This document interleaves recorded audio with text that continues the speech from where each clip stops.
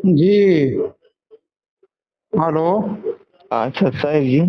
बस हम बिहार पटना से बोल रहे थे। हाँ जी बताइए जी। पेपर में देख रहे थे, परसों के पेपर में आया हुआ था। हम्म। उसी के लिए डायल किए थे। हाँ जी बताइए। आप कहाँ से बोल रहे हैं? मैं हरियाणा से बोल रहा हूँ। अच्छा अच्छा अच्छा। क्या नाम है आपका? राहुल दास। राहुल दास। तो इसी पर था कि आदेश नहीं है, का पढ़ रहे थे हैं? तो उसी कि आसर क्या बोलता है, नामदान सेंटर के आदेश नहीं है, क्या नहीं है, इसी का हम पढ़ने के बाद नीचे नंबर था तो उसी हाँ पर जी। लगाए थे हम। हाँ जी भगत जी, वो आदेश नहीं है गुरु जी के।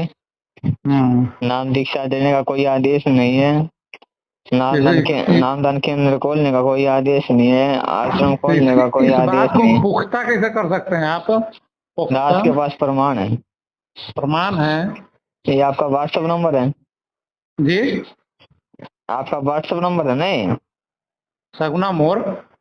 व्हाट्सएप चलाते हो क्या, व्हाट्सएप? हाँ हाँ, व्हाट्सएप इसी नंबर से है, व्हाट्सएप। इस पर आपको 50-60 वीडियो भेजूंगा छोटे छोटे। अच्छा अच्छा, ठीक है। उनसे पता चल जाएगा आपको क्या ये वर्तमान में नामदान केंद्र सही है या नहीं है। हम्म। देखो गुरु जी का एक 2004 का सत्संग है भगत जी, अच्छा।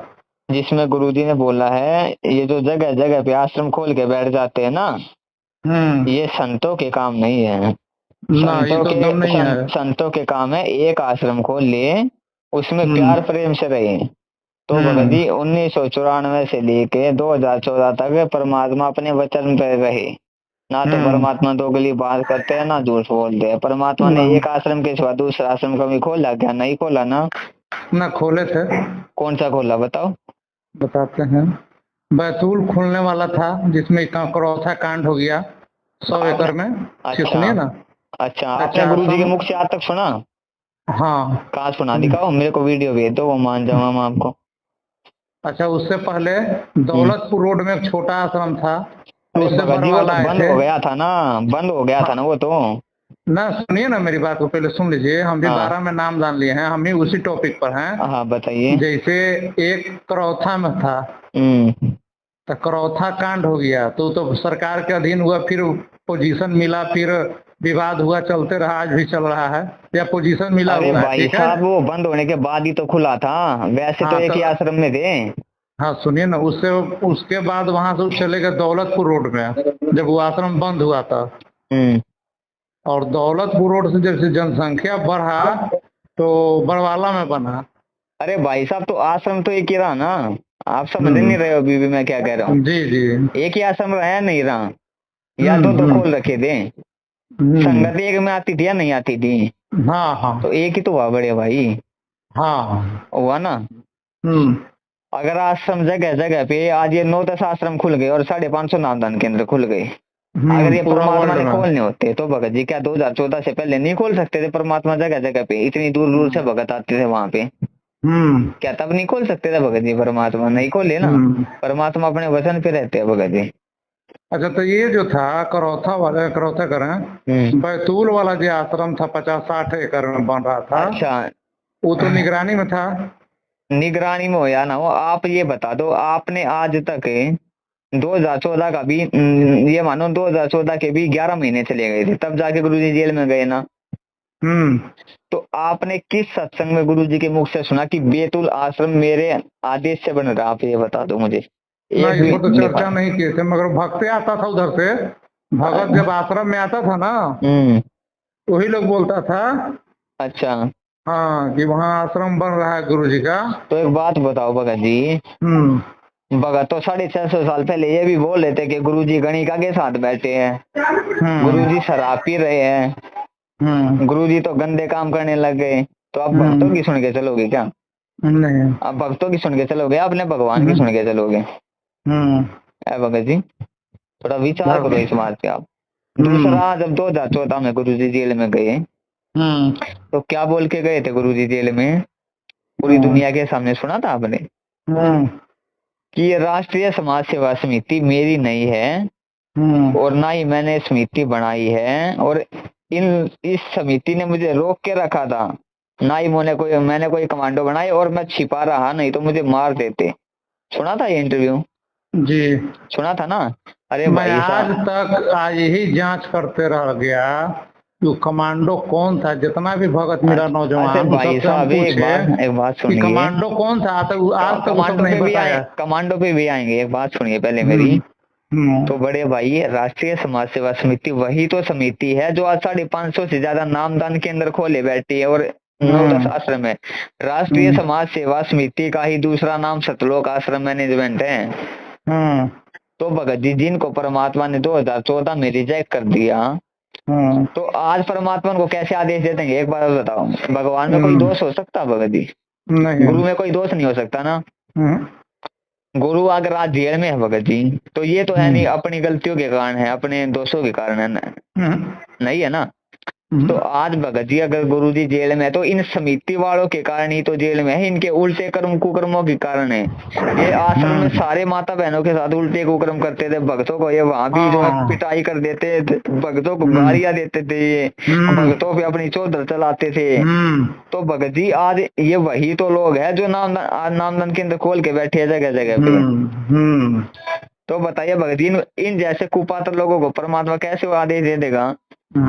आज आपके जो बड़े बड़े स्टेट कोऑर्डिनेटर है, वर्ल्ड कोऑर्डिनेटर है, जिला कोऑर्डिनेटर है, ये आज भी भक्तों को लठों से मारते हैं, माँ बहन की गालियां देते हैं, नामदान केंद्रों पे कुकर्म करते हैं। आपको वीडियो भेजूंगा भी सारी। बिहार की घटना है। अगर आपको कोई बात बोल रहा हूँ ना, तो प्रमाणों के साथ बोलूंगा, ठीक है? आपको सारे मैं प्रमाण भेजूंगा भगत जी। तो इन जैसे घटिया लोगों को, अरे सार नाम लेके भगत जी एक भी गलती करने का मतलब आप समझते हो क्या होता है? सार नाम लेके परमात्मा ने बोला है, सार नाम लेने के बाद अगर तुम गलती करोगे ना, सदा सदा के लिए परमात्मा तुम्हें रिजेक्ट कर देगा। तो बताओ, ये इन्होंने गलतियों के पहाड़ तोड़ दिए भगत जी संगत पे। अच्छा एक बात बताओ, 2012 से जुड़े हो ना जी? गुरु जी राजनीति करवाते हैं भक्तों से? नहीं, वो तो कहते हैं ये मार्ग अध्यात्म का है, राजनीति का तो नहीं आप है। बड़े आराम से समझ गए होगे पीले पेज किसके आते हैं फिर। देखते हो ना ये दिन पीले पेज है। कभी कांग्रेस कभी बीजेपी। बीजेपी को वोट नहीं डाला तो तुम्हारा जिंदगी में कभी नाम शुद्ध नहीं होगा। गहराई में जाओ इस बात की, जिंदगी में तुम्हारा कभी नाम शुद्ध नहीं होगा। वो बहुत पहले हम गए हुए हैं इस गहराई में। तो अरे भगत जी, आप बहुत पहले बोल रहे हो इस गहराई में आप गए हुए हो और ये गुरु जी का आदेश नहीं मान रहे आप, तो फिर भी आप इन लोगों का साथ दे रहे हो। अरे क्यों भगवान ऐसा आदेश देगा कि तुमने अगर बीजेपी को वोट नहीं डाला तो तुम्हारा जिंदगी में कभी नाम शुद्ध नहीं होगा? मैं सपोर्ट इन लोग के करबे नहीं करता हूँ कभी बिहार में, ठीक ना? मगर क्या है कि माया पैसे ऊपर नाच सभी झूमक रहा हो गया है। हाँ, 650 साल सुनो भगत जी, अब से 650 साल पहले ना मैं इस माया के ऊपर ही नाच कर रहे थे, हुए थे ना 64 लाख पहले। तो ये माया के नाच को छोड़ के और ज्ञान आधार के नाच पे आ जाओ। अब इस माया के नाच पे चलोगे ना, यही गधे कुत्ते बनोगे अगले जन्म में। और अगर ज्ञान आधार के नाच पे आ गए तो भगत जी फिर सतलोक जाने से कोई नहीं रोक सकता आपको। 14 के बाद से एक सेंटर है बिहार में, गुरुजी का ही सेंटर है। गुरुजी के सानिध्य में था सरारी आश्रम, कबीर साहब का ही आश्रम था पूर्व से। तो वो आश्रम में हम लोग कम से कम पूर्णमासी के पूर्णमासी करीब 300 लोग जुट जाते थे। और बिहार में उबरका विद्रोह के कारण बन रहा था वो आश्रम। उसके बाद इसी में चाल चला हमारा स्टेट कोऑर्डिनेटर था राजदेव, जो अभी स्वर्गीय हो गए हैं। स्वर्गीय हो गए या काल मौत मरे हैं? अब जो हो गए काल मौत मरे हैं, स्वर्गीय कहाँ बोल रहे हो? जो स्वर्गीय आपने तो गलत बोल दिया भगत जी, ये बोलो नरक में गए वो तो। जो आदमी भगवान के साथ धोखा करता है वो आदमी स्वर्ग में जाएगा क्या? ये बोलिए कि वो बिहार के जो स्टेट कोऑर्डिनेटर थे वो नरकीय हो गए हैं, ये बात बोलिए। ये बात तो जचे भी।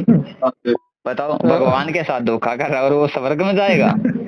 वो तब उन्होंने नाम दान के लालच किया, उसके मल दवा से प्राण निकले, पता होगा आपको? मैं इतना डिटेल हम नहीं जानते, वो बहुत गुरुजी के सुनिए सत्संग ना। सुनना, मल दवार से प्राण निकलना मतलब सीधा नरक में जाने का मतलब है। वो बहुत झूठ बोलता था, 100% केवल झूठ ही बोलते थे, इसलिए हमारा नहीं पटता था, बातचीत हम कभी करवे नहीं करते थे। अच्छा। तो उसके बाद उन्होंने नाम दान सेंटर के लालच किया वहाँ। हाँ। 1-2 साल तो संगठन उसको टार दिया कि नहीं।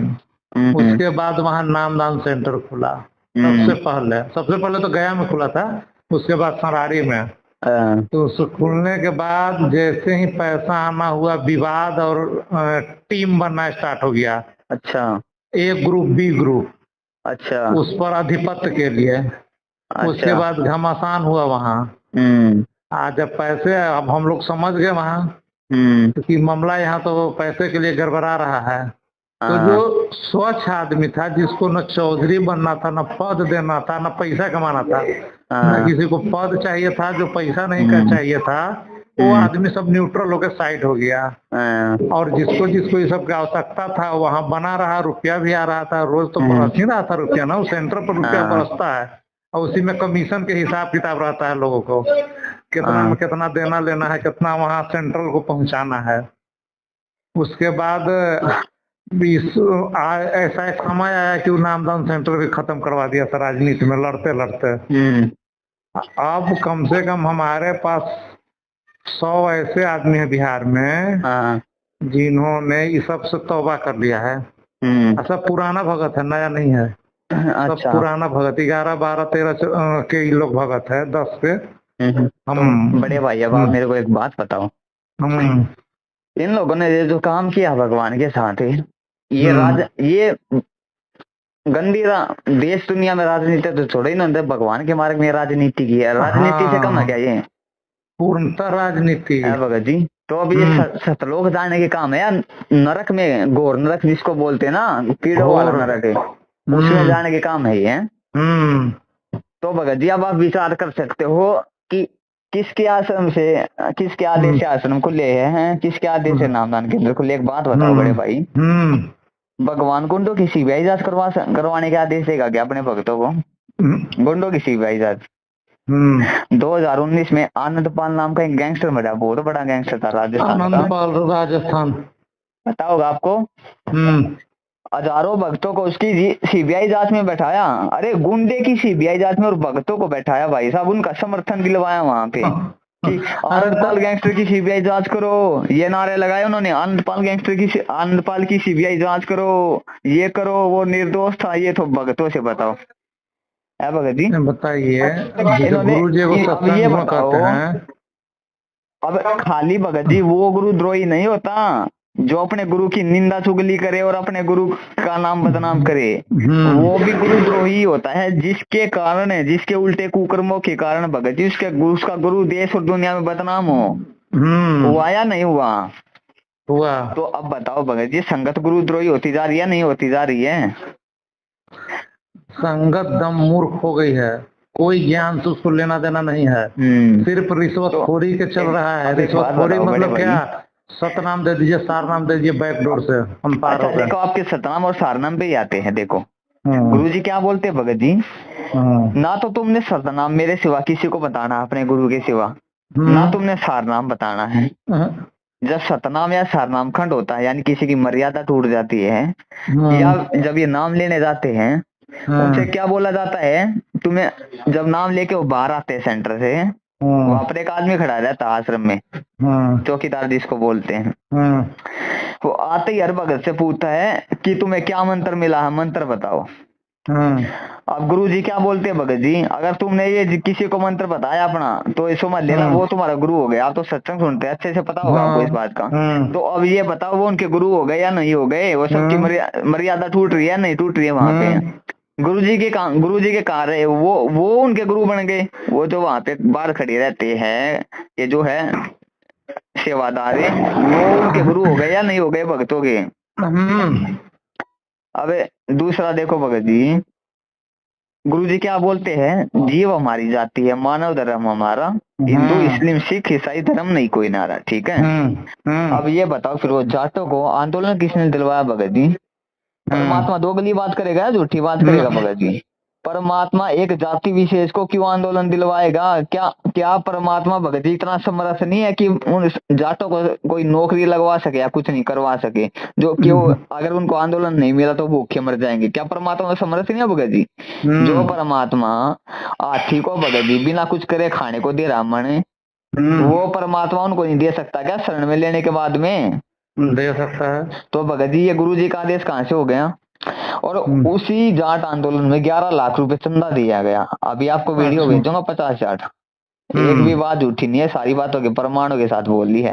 अब वो बताओ जाट लोग हैं उसको, अब ये तो है नहीं वो अच्छे काम में लगाएंगे वहां पे आंदोलन में, किस चीज में लगाएंगे? शराब में लगाएंगे, ओके में लगाएंगे, बीड़ी में लगाएंगे, या खिला के आदमी इकट्ठा करने में, हाँ बीड़ी में, इन चीजों में लगाएंगे ना भगत जी। अब ये बताओ अब 15-20 लाख की संगत की मर्यादा टूटी या नहीं टूटी? संगत का संयोग हुआ या नहीं हुआ? संगत के लोगों ने कर्म फोड़े या नहीं फोड़े? संगत के दान के पैसों को वो लोग उक्के में बीड़ी में लगाएंगे तो कुपात्र को दान दिया गया ना या नहीं दिया गया भगत जी? आप समझदार हो, आप विचार कर सकते हो। हाँ तो अब ये बताओ आपको किस एंगल से, किस तरीके से आपको ये लग रहा है कि ये जो आज नामदान के अंदर है और ये जो भी है ये गुरु जी के आदेश से चल रहे हैं? उन्होंने कहा कि मेरे जाने के बाद मेरा इलेक्ट्रॉनिक शरीर होगा।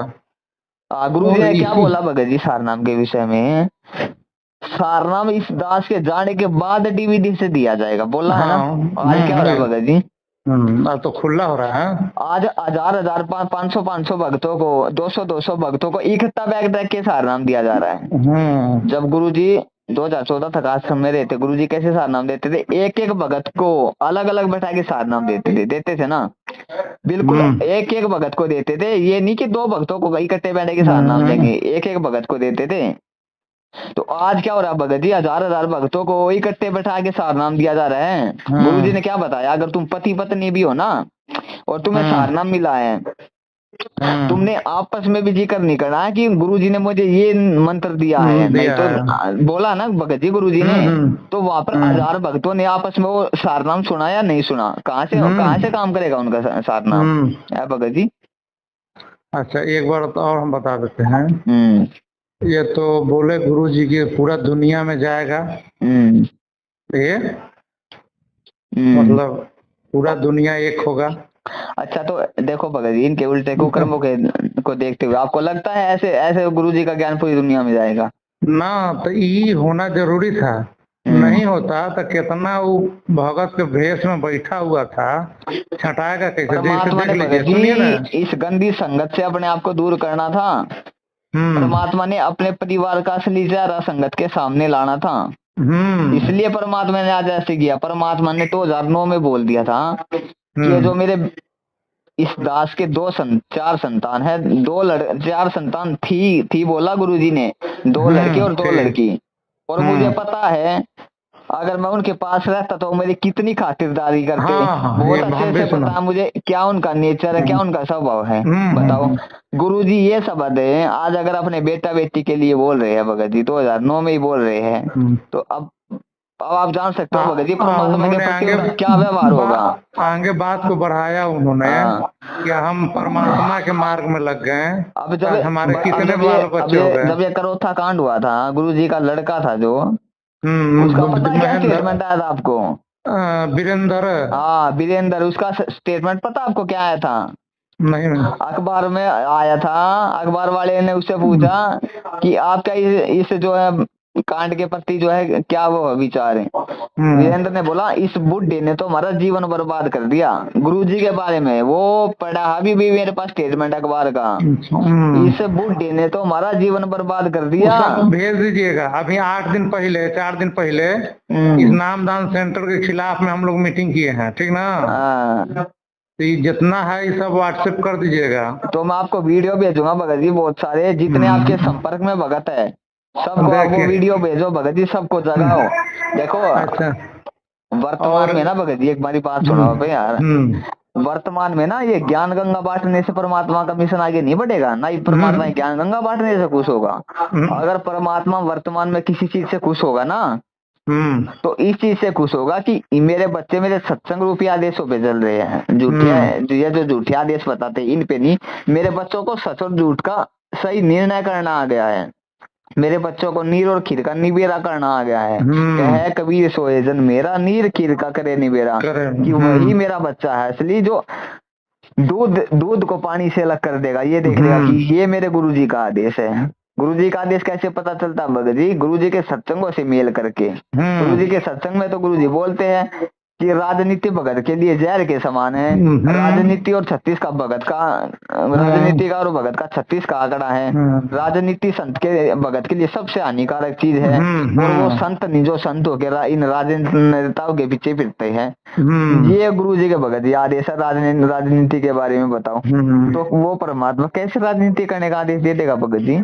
भगत को राजनीति से लिंक नहीं होना चाहिए। तो भगत जी जितने आपके कांटेक्ट में भगत है उनको सबको जगाओ आप कि ऐसे ऐसे बात है भाई। ये देखो बिहार से वो गया है वहाँ क्या बोलता है हिमाचल में है, देखो भगत जी संजय के साथ बैठा हुआ है। वो कहता है कि हम दादू जी की आत्मा है। वो बिहार से गया है। अच्छा।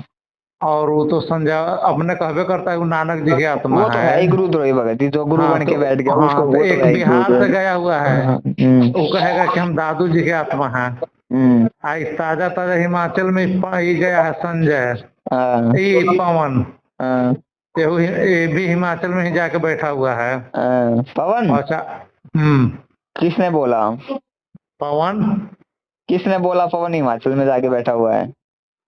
सूचना मिला था इस हमको, जहाँ तहाँ से सूचना मिलता रहता ना कि सहारनपुर पवन जो है भगत जी, पवन जो है ना वो आप और हमारी तरह संगत को जगाने में लगा हुआ है कि ये देखो इनकी सच्चाई है। ना तो पवन कोई गुरु है, गुरु बन के बैठा हुआ है। ये तो भगत जी इनका धंधा बंद हो रहा है ना सतलोक आश्रम का। तो ये खामखा संजय के साथ में पवन का नाम जोड़ देते हैं ताकि संगत भटकी रहे।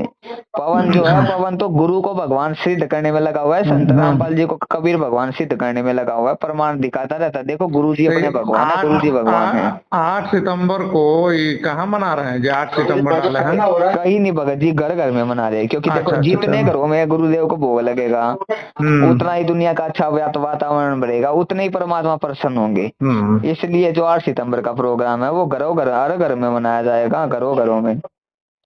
वैसे तो सात संगतियां होती रहती है सच्चे को पता ही होगा। बता देते हैं आपको, गुरु जी ने सत्संग में बोला था कि हमारा यहाँ रहते रहते इन निकम्मों ने एक महिला से नाम दान दिलाना स्टार्ट कर दिया था। और ये कार्यक्रम 8-10 दिन तक चला। फिर गुरु नाम दान सुनिए नाम दान लेने वाले को धमकाता था लोग, ये बात गुरुजी से नहीं कहना। मगर ये सूचना हमारे पास आ गई और मैंने सत्संग के माध्यम से ही धमका दिया। बोला कि ऐसा कोई आदेश होगा तो हम पूछूंगा नहीं, हम बताऊंगा नहीं, हम कैसे कह दूंगा। तो यहाँ आश्रम में रहते रहते ये सब कर सकता है लोग, तो फिर तो क्या कहना है। तो वही ना, देखो आज पवन जी है जो संगत को जगाने में लगे हुए भगत जी। वो तो कि गुरु ही भगवान है भाई। वैसे तो हम लोग सत्संग दिया करते रहते हैं भगत जी, जगह जगह 50 भगत भाई इकट्ठे हो गए कि ऐसे ऐसे अपने गुरु परमात्मा है भाई, गुरु जी को खुश करो। गुरु जी अगर खुश नहीं हुए तो जेल से नहीं आएंगे। गुरु जी क्यों खुश हैं? लगता है कि 40% भगत जो है विपक्ष में आ चुका है, 40 से बढ़ रहा है। तो वही है ना भगत जी, के नीचे खबल नहीं हो पा रहा है। वो होंगे भगत जी, धीरे धीरे होंगे, परमात्मा दया करेंगे। हर स्टेट में बगावत है। ऐसा ही है भगत जी, बिल्कुल बगावत है इनके खिलाफ। तो तुम बड़े भाई देखो, जो भी पुराना भगत है, जो भगत है पुराना भगत है वो बगावत में है। नया वाला के तो पता नहीं चल रहा है कि हमको क्या करना है, नाम दान ले। आज देखो भगत जी, अगर वर्तमान में गुरु जी की कोई सबसे बड़ी सेवा है ना तो संगत को इन काली एजेंटों के मुंह से बचाना है। ये जो काली एजेंट बैठ के जगह जगह पे संगत की आए दिन मर्यादा तुड़वाते हैं, इनसे बचाना भगत जी। यही आज वर्तमान में गुरु जी की सबसे बड़ी सेवा है, गुरु जी के जीवन में जाने के बाद में। तो इसलिए दास आपको कह रहा है, जितने आपके संपर्क में भगत भाई उनको इकट्ठे करो, वीडियो वगैरह उनको दिखाओ भगत जी कि ये भाई देखो भाई छोटे छोटे प्रमाण है, सच्चाई है। इसको आप भेज दीजिएगा, ठीक ना? हाँ मैं भेजूंगा आपको। ठीक है, राजीव कुमार